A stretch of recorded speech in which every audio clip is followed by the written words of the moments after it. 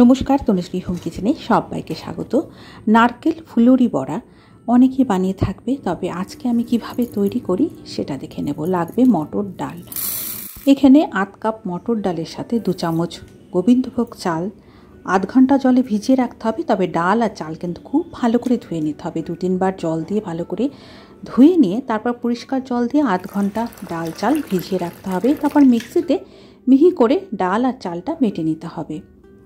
আর যতটা সম্ভব কম জল দিয়ে ডালটা বেটে নিতে হবে। এবার একটা মিক্সিং বলে ডালটা আমি ঢেলে দিয়েছি। এর সাথে দেখো আমি হাফ কাপ নারকেল কোড়া দেব। আর এই রেসিপিতে খুব বেশি উপকরণ লাগে না। 1 চামচ দেব কাঁচা লঙ্কা কুচি, তবে ঝালটা বুঝে তোমরা আরও একটু লঙ্কা অ্যাড করে দিতে পারো। 1/4 চামচ দিয়েছি হলুদ গুঁড়ো, হাফ চামচ দিয়েছি বিট লবণ, স্বাদটা ভালো হবে। আর হাফ চামচের কম দিয়েছি নুন, বা স্বাদ অনুযায়ী নুন অ্যাড করবে। চিনি দিতে হবে কিন্তু 1 চামচ, একটু মিষ্টির দিকে হলে ভালো লাগে। হাফ চামচ কালো জিরে দিয়েছি। পোস্ত দিয়েছি 1 চা চামচ। পোস্ত দিলে টেস্টটা খুব ভালো হবে। আর কোনো গুঁড়ো মশলা এটাতে পড়বে না। তো রেসিপিতে যত কম মশলা অ্যাড করবে এর নারকেলের ফ্লেভারটা বজায় থাকবে, খেতেও বেশ ভালো লাগবে।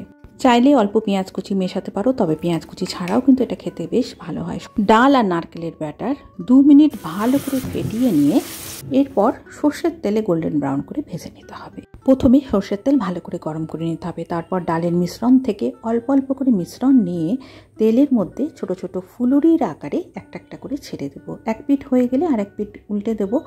আর লো টু মিডিয়াম ফ্লেমে গোল্ডেন ব্রাউন করে ভেজে তুলে নিতে হবে। সমস্ত নারকেলের ফুলুরি বড়াগুলো ভাজা হয়ে গেছে।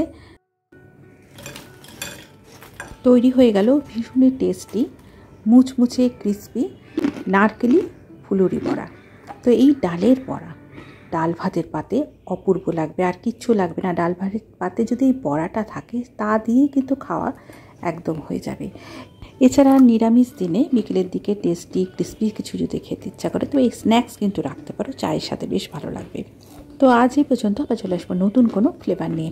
আজকের ভিডিওটি কেমন লাগলো অবশ্যই কমেন্ট করে জানাবে। ভালো লাগলে লাইক করে পাশে থাকবে। আজকে কোনো নতুন বন্ধু থাকলে সাবস্ক্রাইব করে বেল আইকনটি প্রেস করে রেখে ধরনের সহজ নিত্য নতুন রেসিপি আপডেট পাওয়ার জন্য। সকলে ভালো থেকো, ধন্যবাদ।